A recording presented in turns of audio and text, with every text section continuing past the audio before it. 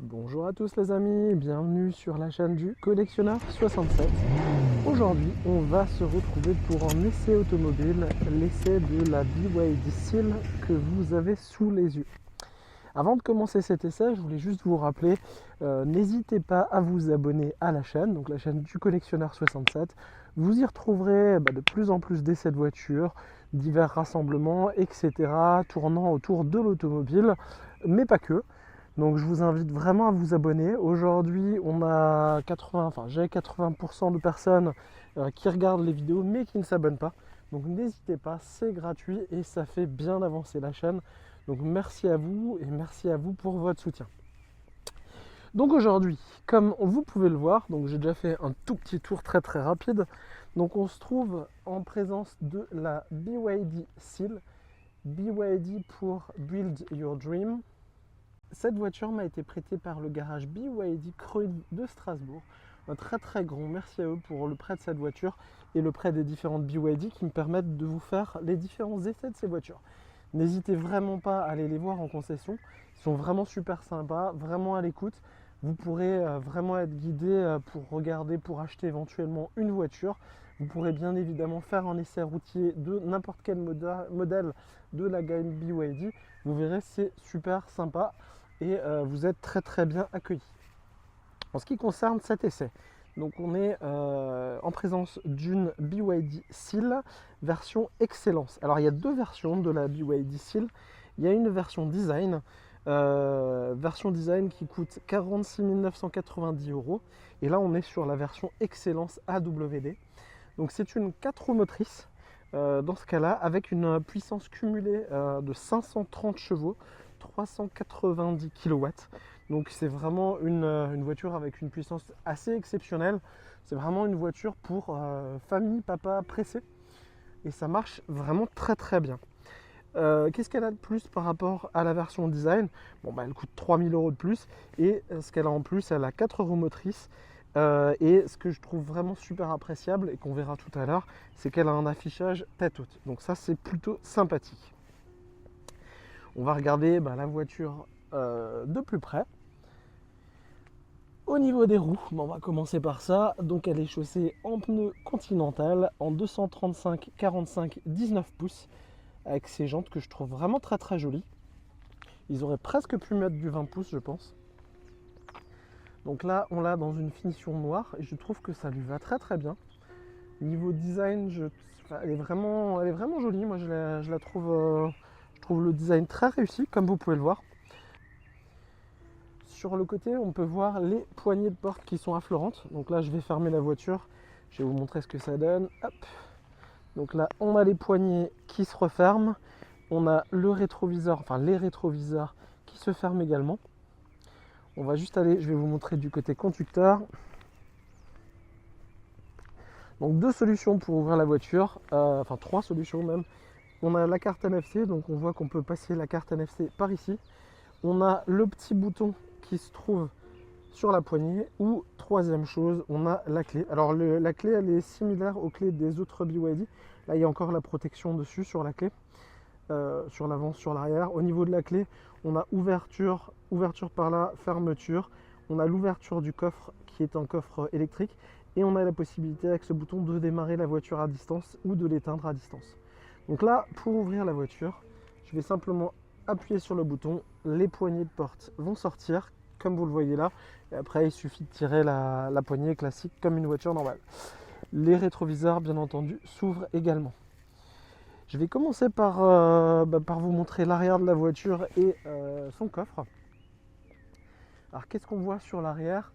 Je trouve que l'arrière est tout aussi bien fini que l'avant. C'est vraiment, alors en termes de finition, c'est vraiment très propre.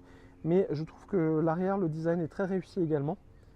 Là, la voiture vient de se fermer. Vous avez vu les rétros se fermer et le petit signe lumineux également au niveau des feux. Donc à l'arrière, on a la marque BYD Seal pour le modèle et 3.8S. Donc 3.8S, c'est tout simplement parce qu'elle est capable de faire le 0 à 100 en 3,8 secondes, qui est relativement impressionnant. Je vais vous ouvrir le coffre, on va voir ce que ça donne. Donc pour ça, c'est un coffre à ion électrique, donc j'appuie 2 fois sur la télécommande et on a le coffre qui va s'ouvrir. Au niveau du coffre, on a 402 litres d'espace disponible. Et comme vous pouvez le voir, on est capable de rabattre les sièges en 2 tiers, 1 tiers, ce qui peut nous fournir un espace supplémentaire. Donc c'est un coffre, pas un haillon, ce qui fait que sur la partie haute pour le chargement, ça peut rendre les choses un petit peu plus compliquées. On voit à l'arrière, on a un caisson de basse, donc c'est la partie DIN audio. Vous verrez à l'intérieur, on en parlera un petit peu plus. Alors là, j'enlève juste, j'ai le câble de chargement qui est par ici. Juste pour vous montrer ce qu'il y a sous la trappe.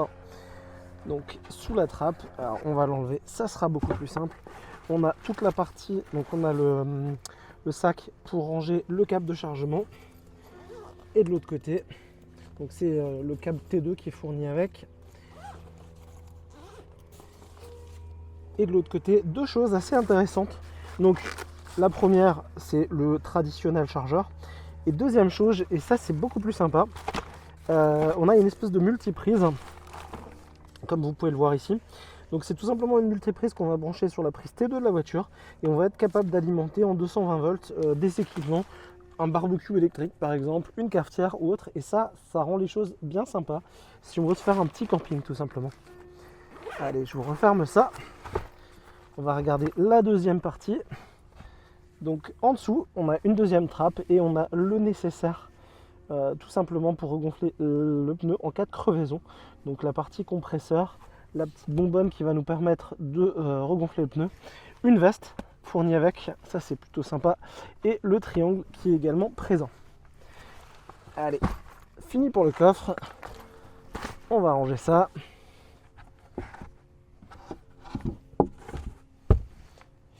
Là on a un petit rangement avec un petit filet sur le côté. Le coffre est largement suffisant pour partir en vacances ou autre. Il n'y a vraiment pas de souci. Pour le fermer, 2 possibilités. Soit on va appuyer sur ce bouton, soit on va appuyer sur la télécommande pour le fermer. Donc là, appuie sur le bouton. Le coffre est électrique et se ferme tout seul. Je vous propose maintenant de passer à l'arrière de la voiture. Donc pour ça, on va déjà réouvrir la voiture. Petit clin d'œil à BYD Crolly Strasbourg qui m'a prêté la voiture. Encore une fois, super garage, vraiment sympa. N'hésitez vraiment pas à y aller.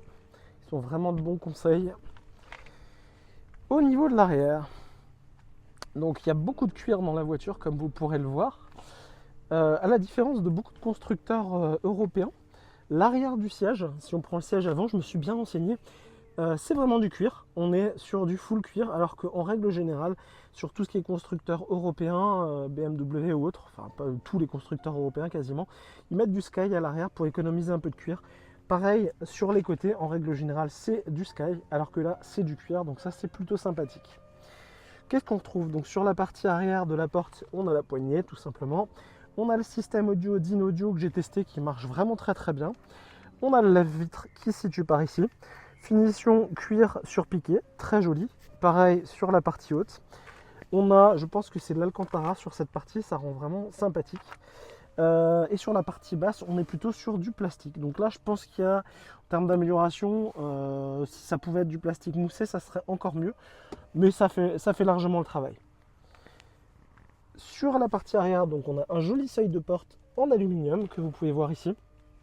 Et après, au niveau de l'assise, c'est vraiment en termes de finition, c'est juste magnifique. On a des sièges surpiqués moussés, vraiment sympa en triangle, finition triangle, donc très joli.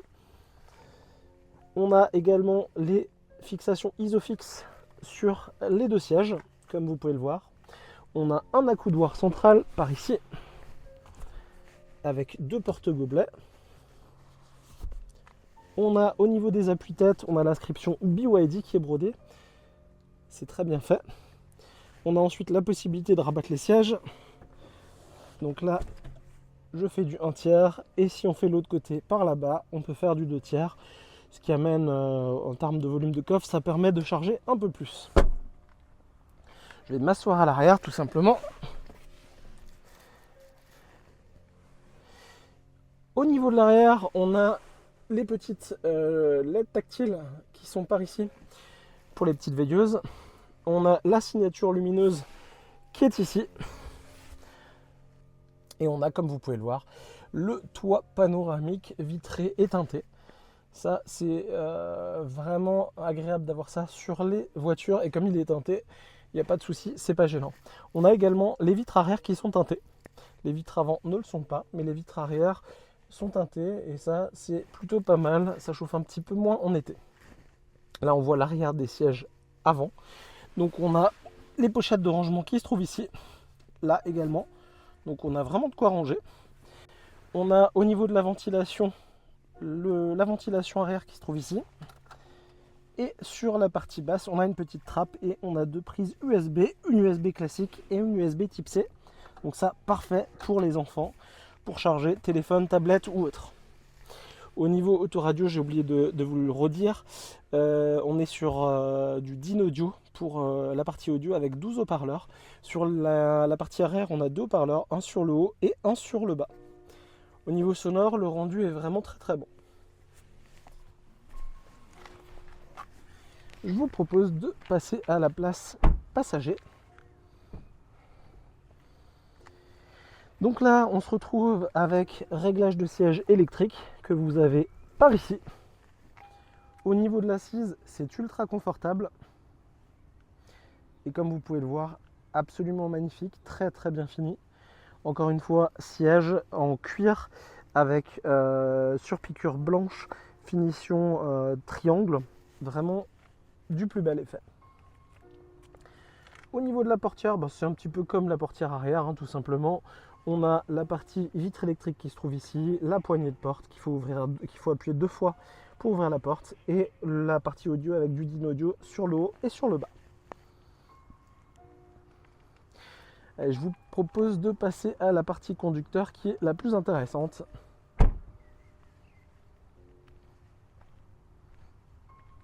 Je profite pour vous faire une petite vue de l'arrière.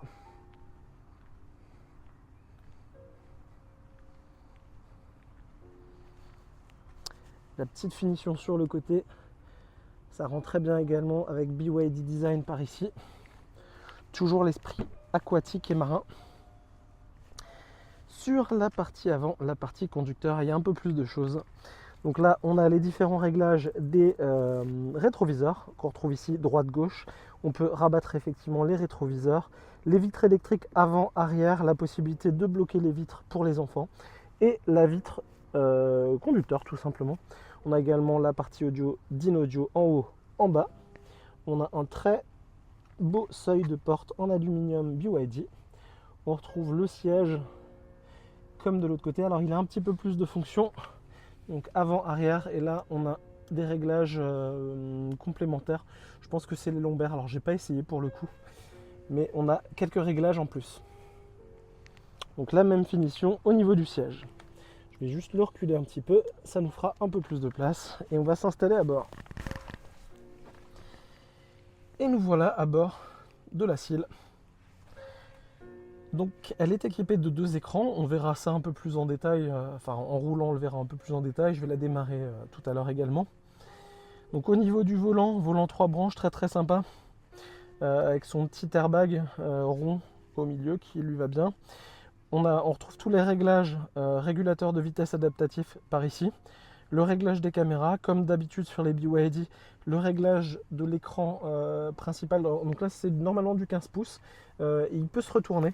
Donc là, on a le bouton pour le retourner. On le fera après pour tester. On a le réglage par là des distances de sécurité par rapport au régulateur adaptatif. De l'autre côté, on a ce qu'il faut pour circuler dans les différents modes et menus, notamment de l'autoradio et de la partie écran central. On a la partie audio qui se trouve ici, la partie téléphone qui se trouve ici. On a bien entendu du tactile, oui bien sûr, l'écran central est tactile, mais on a également les commandes vocales qui permettent de faire quasiment tout dans la voiture. Au niveau de la console centrale, donc on y retrouve donc par rapport à la gamme Atto notamment et Dolphin, là on a 2 chargeurs à induction, ce qui est plutôt pas mal pour les téléphones. On a un peu de place. On y retrouve la partie centrale avec la commande de boîte marche arrière, neutre ou drive, qui est plutôt sympa, fini en... Alors je ne sais pas si c'est cristal ou en verre, mais en tout cas c'est du plus bel effet, comme vous pouvez le voir. On a notre bouton start-stop. On a ensuite les modes de conduite par ici, la partie neige, enfin neige pluie par ici. Différents réglages de la ventilation auto on-off. Après, bien entendu, on règle tout directement sur l'écran. Là, on a la partie extinction ou allumage de la partie autoradio et le réglage du volume. Et ensuite, les warnings, tout simplement. Et la partie parking qu'on peut activer là, ou de toute façon, quand on arrête la voiture, la partie parking se fait toute seule. On a ensuite deux porte-gobelets par ici. On a notre accoudoir par ici avec un lecteur de carte NFC qui se trouve ici. Là, j'ai un peu de bordel, désolé. Donc là, on va y retrouver la boîte à gants. Et chose intéressante, comme à l'arrière, j'essaye de vous le filmer, là en dessous, on a des prises USB. Donc on a de l'USB-C, de fois de plus, bien pratique. On a par là le rétroviseur électrochrome. Et là, quelques réglages, les petites lumières en tactile, des activations des airbags pour mettre un siège bébé à l'avant et le SOS qui se trouve par ici. Après, là, on a tout simplement le petit miroir de courtoisie qui s'illumine quand on ouvre. J'ai pas essayé le côté conducteur, passager, on va regarder. Donc là, c'est pareil, il est illuminé, c'est plutôt agréable. Et on a notre petite carte NFC qu'on va pouvoir se servir pour démarrer la voiture et pour ouvrir la voiture. Avant de démarrer, avant de vous montrer l'écran tactile central et puis avant de faire notre petit test, je vous propose juste de vous ouvrir le moteur, voir ce qui s'y trouve. Pour cela, on appuie 2 fois par ici et on va accéder au capot moteur avant.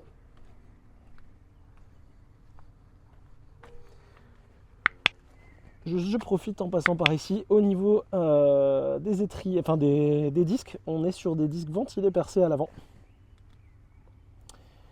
Alors sur les modèles plus haut de gamme BYD, on est sur des étriers Brembo. Là, je ne pense pas sur ce modèle. Mais globalement, ça freine plutôt bien. Alors à l'avant, on a des vérins pour ouvrir la voiture. Et malheureusement, on ne va pas voir grand chose parce que tout simplement sur l'avant, on a un frunk. Un frunk, donc c'est-à-dire un coffre avant qu'on peut ouvrir par ici et ça va nous faire un petit chargement complémentaire sur l'avant de la voiture. Donc ça, pour du rangement, pour les câbles de chargement, ça peut être bien pratique. Niveau longueur, la voiture fait 4,80 m, donc elle est un tout petit peu plus longue qu'une Tesla Model 3. Elle est également équipée d'une pompe à chaleur. Donc ça permet de consommer moins et donc pour la clim et la partie chauffage. Et ça, c'est de série tout simplement sur la BYD Seal. D'ailleurs, c'est de série également sur la BYD Atto que je vous ai essayé. Et vous pouvez retrouver la vidéo sur ma chaîne. Au niveau rechargement, donc juste à titre d'information, on est capable en 26 minutes de charger une capacité de 150 kW pour passer de 30 à 80% de la batterie. Donc on peut quand même tranquillement aller faire de la route. Elle est en cycle WLTP, on est sur 520 km. Donc on est plutôt bien pour aller sur la route. On va refermer le capot. Et on va démarrer la voiture. On va en voir un peu plus sur les différentes fonctions à bord.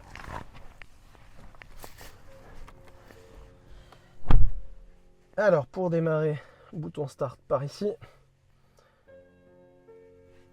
Donc là j'ai oublié, il faut appuyer bien entendu sur la pédale. Petite cinématique de démarrage.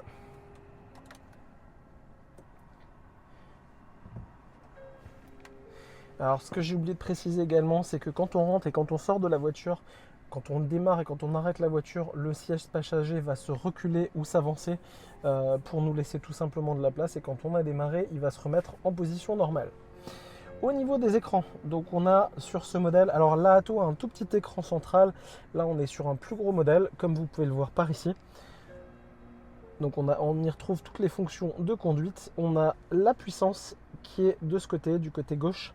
On a la vitesse du côté droit et on a la vision tête haute. Alors j'espère que vous allez le voir. Je vais essayer de zoomer sur la caméra. Donc on a la vision tête haute qu'on retrouve par ici. Donc il faut la version excellence pour avoir la vision tête haute. Vision tête haute qui est vraiment très utile et très agréable au quotidien. Donc on voit la vitesse, on voit à côté les panneaux kilométriques. Donc là on voit qu'on est à 50. On voit le limitateur de vitesse et on voit le maintien dans la voie qui se trouve par ici. Ça, c'est une fonction assez géniale et assez bluffante. Donc au niveau de l'écran, qu'est-ce qu'on a en plus? On a la charge de la batterie qu'on retrouve là, donc il nous reste 68%, 355 km. On a le nombre de kilomètres qui ont été parcourus, donc là 2550 depuis le début. On a également le mode, donc là j'ai le mode sport. Pour changer les modes, c'est la petite molette par ici que je vous ai montré tout à l'heure. Là, je vais vous le faire. Donc là, on a le mode éco, ça change les couleurs. Et on a le mode normal. Voilà pour le mode normal. Mode sport, on passe en rouge. Au niveau de l'écran central, alors comme je vous ai dit, on peut le retourner. Donc on est sur un écran de 15 pouces. Donc on a la position horizontale ou verticale. Vous ferez comme vous le souhaiterez. Un petit peu gadget, mais totalement utile finalement. On a la partie climatisation, donc là on a le résumé rapide, il suffit d'appuyer là-dessus pour aller dans les différents réglages de la climatisation. On a les clims bizone. Au niveau des ventilations, c'est des ventilations qu'on peut mettre en automatique, donc ça fait du balayage, très très pratique. On peut régler bien entendu la partie droite et la partie gauche, on peut arrêter une des deux parties si on le souhaite. On peut arrêter l'air intelligent, dans ces cas-là, on aura un flux d'air directionnel tout simplement. On peut évidemment régler les différentes vitesses de ventilation, la partie chauffage, enfin la partie ventilation sur le pare-brise, ventilation des pieds, et on a le rappel de la ventilation qui se trouve par ici. On a ensuite le réglage de la température, donc là on est sur le minimum. Après, tous les autres réglages, c'est du classique. On a au niveau des sièges, et ça c'est plutôt agréable, on a des sièges chauffants et ventilés, et le volant également qui est un volant chauffant. Donc là, volant chauffant par ici, siège chauffant droite et gauche des deux côtés, et là, siège ventilé, hop, je le passe en ventilé, et on voit que le siège s'est activé avec la partie ventilation, deux possibilités de ventilation très très pratiques. On a ensuite la partie purification de l'air qui se trouve par ici et les paramètres de la climatisation par ici. Si on retourne sur la partie centrale, donc on y retrouve toute la partie musique par là. Donc là, bien entendu, on a la radio, le DAB+, la partie musique avec du Bluetooth, une carte SD, de l'USB, on a tout ce qu'il faut. On a de la partie vidéo par ici. Donc l'idée c'est de relier son téléphone à la voiture tout simplement. Et là on a la partie chaîne stéréo. Donc équipé du système d'in-audio, 12 haut-parleurs, caisson de basse, la totale, le son est assez génial. Là on a les réglages de sécurité de la voiture. Alors ils sont assez intrusifs je trouve, donc dès qu'on dépasse de 1 km/h la vitesse, on a déjà un petit bip sur la voiture. Donc c'est vite assez gênant, mais on peut désactiver les différentes aides comme on le souhaite. On a ensuite les différents paramètres du véhicule, les réglages des lumières ambiantes. Comme toujours chez BYD, on peut choisir la lumière à l'intérieur, la luminosité. On peut choisir les zones de lumière, siège avant, siège arrière. On peut mettre les lumières dynamiques. Et là, on a plusieurs modes, mer et étoiles, tropical et coloré. Vous pouvez le voir sur les essais également. J'ai fait un essai de nuit sur la BYD Atto. Ça vous donnera un peu plus d'informations sur les modes et je vous montre dans cette vidéo ce que ça donne en réalité dans la voiture. On a bien entendu le système de navigation qui est par ici et qui marche bien. Je l'ai testé ce matin, j'ai fait 50 km, ça marche sans aucun problème. Voilà les amis, je vous propose d'aller faire notre petit essai routier, voir ce que ça donne. Moi j'ai déjà fait à peu près 150 km avec la voiture. C'est vraiment agréable à la conduite. S'il faut dépasser avec les 530 chevaux, c'est très facile. Le 0 à 100 est abattu en 3 secondes 8, ce qui est absolument exceptionnel. Elle a 4 roues motrices, elle tient bien la route, elle freine bien. C'est vraiment l'idéal comme voiture. Allez, on est parti. J'ai avant de partir oublié de vous montrer la partie caméra. Donc pour ça, il suffit d'appuyer sur ce petit bouton ou directement sur l'écran tactile. Et là, on se retrouve avec les différentes caméras. On peut mettre le mode 3D. Donc là, on voit la voiture dans son environnement. C'est très très très bien fait. on a les différentes caméras avant, arrière, droite, gauche. On a par ici la partie parking qu'on peut activer et désactiver. Et on peut voir les différentes caméras de la voiture. Et là, ce qui est assez sympa également, quand on tourne le volant, je ne sais pas si vous pouvez le voir par ici, on voit les roues tourner sur la voiture. Ce qui fait que quand on se gare près d'un trottoir, et ben, c'est pratique pour ne pas toucher le trottoir. Ensuite, là, je vais me remettre sur la partie classique. Pour partir, on va appuyer sur la position drive. Donc on ramène le sélecteur vers nous. Position marche arrière vers l'avant. Là, ça active directement les caméras. Pour la position neutre, il faut rester appuyé légèrement. Il y a 2 crans en fait au niveau du levier de vitesse. Donc là, un petit cran, c'est la position neutre. Un cran, c'est la position arrière. Et un cran fort, c'est la position drive. Également, petite chose, quand on passe la position marche arrière, je vais essayer de vous le montrer, voilà, on a les rétroviseurs qui s'abaissent pour mieux voir au niveau justement des trottoirs et autres. Donc ça s'abaisse. Quand je mets la position drive, ça va se retrouver en position normale. Très pratique également. Donc là, on est parti. Donc on est en position sport sur la voiture. La voiture est très silencieuse comme toutes les BYD. Je trouve qu'on est même niveau silence, on est même un cran au-dessus.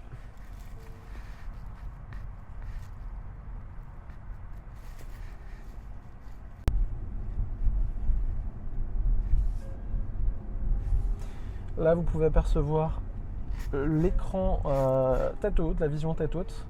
Donc on voit bien le panneau, on est à 50, on voit qu'on roule à 35 km/h. On peut bien entendu activer le régulateur adaptatif. Ah, par contre, je ne sais pas pourquoi il a bipé. Ah bah il a trouvé un panneau 30, je ne sais pas, il n'y a pas de panneau 30. On est bien à 50 par ici.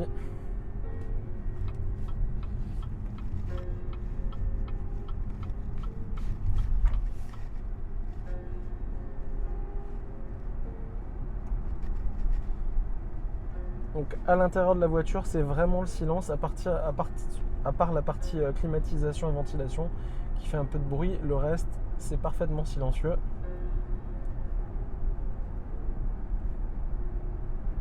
Donc là, on va faire un peu de ville. On va se mettre au régulateur adaptatif.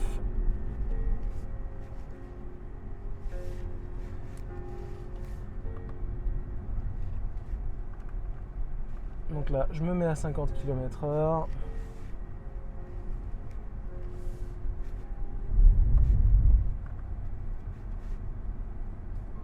Ce qui est très agréable avec le régulateur adaptatif, c'est qu'au niveau des feux, s'il y a des voitures devant, la voiture est capable de s'arrêter. Elle est également capable de redémarrer. Donc concrètement, on roule vraiment sereinement. Alors on peut freiner bien entendu tout seul, enfin nous-mêmes, mais on peut se laisser guider avec le régulateur adaptatif, ce qui est vraiment agréable.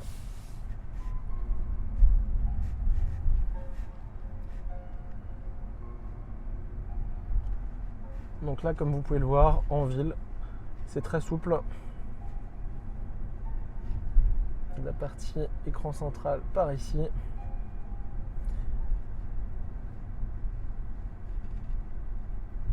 Alors là, il n'a pas vu. Si on est toujours sur du 50, la lecture des panneaux est toujours aussi pratique sur les voitures de nos jours. On va après aller sur la partie autoroute, on va faire un petit 0 à 100. Vous allez voir ce que ça donne. C'est absolument bluffant. On est sur les performances de ma Jaguar type R. Enfin, la Jaguar type... La Jaguar F-Type R, tout simplement, qui a 550 chevaux.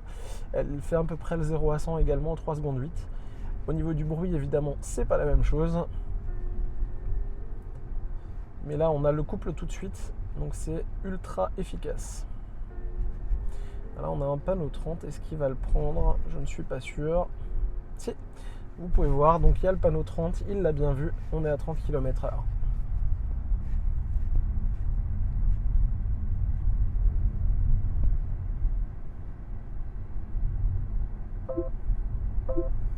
Et là, j'ai malheureusement dépassé très légèrement la vitesse. On va se remettre à 30 tout de suite.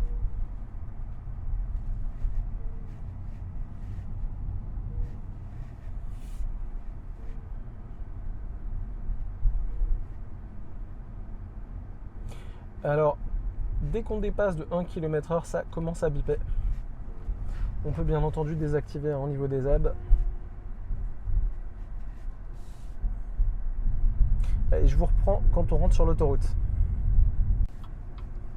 On va faire une insertion sur l'autoroute. Donc là, c'est de l'autoroute à 110. Je vais juste vous montrer comment ça accélère et comment on peut s'insérer. Allez, on est parti les amis.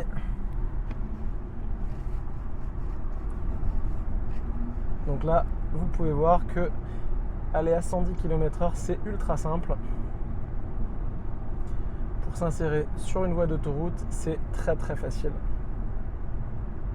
On a la puissance sur le côté gauche du compteur qui s'affiche. On a la vitesse du côté droit et on a la vitesse dans la partie vision tête haute.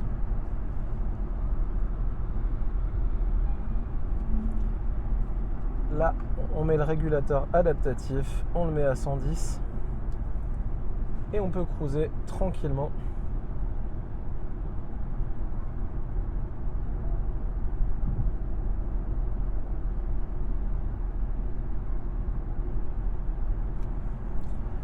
Allez, je vous reprends tout à l'heure quand on est sur la partie à 130. Allez, on va aller se refaire une petite insertion sur autoroute.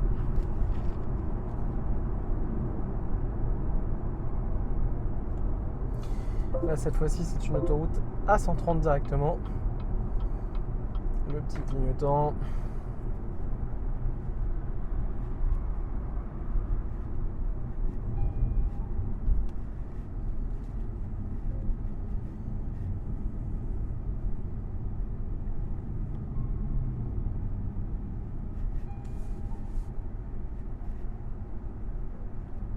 Je pense que vous verrez la vitesse dans l'afficheur tête haute.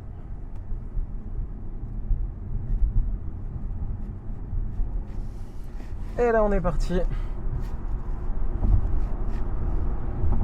Et on est à 130. Le plus facilement du monde.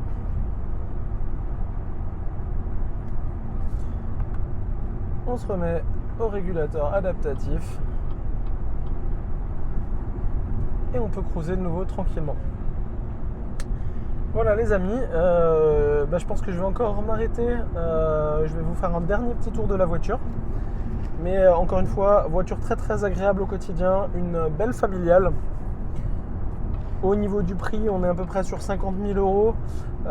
On peut prendre la voiture si on le souhaite en location, ça peut aider. Le prix, je pense qu'on peut... je vous invite à aller dans le garage BYD Creully à Strasbourg. Vous pourrez discuter avec eux. Au niveau du prix, je pense qu'il y a toujours des choses à faire. Donc n'hésitez pas à aller les voir. Encore une fois, ils sont très sympas. L'accueil est fantastique et vous pourrez tester les modèles.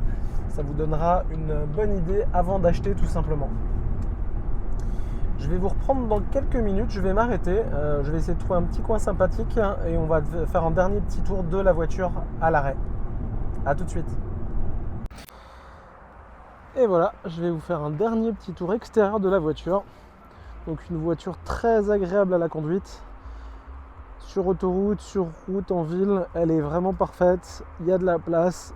En termes de familial, c'est vraiment l'idéal. N'hésitez pas à aller voir BYD Creully à Strasbourg, ils sauront vous conseiller. Et la petite face avant, très très belle. Voilà les amis, sur ces dernières images, je vais vous laisser. Je vous dis à très bientôt dans de nouvelles vidéos sur la chaîne du Collectionneur 67. Et surtout, n'hésitez pas à vous abonner, ça fait grandir la chaîne et c'est gratuit. À bientôt les amis.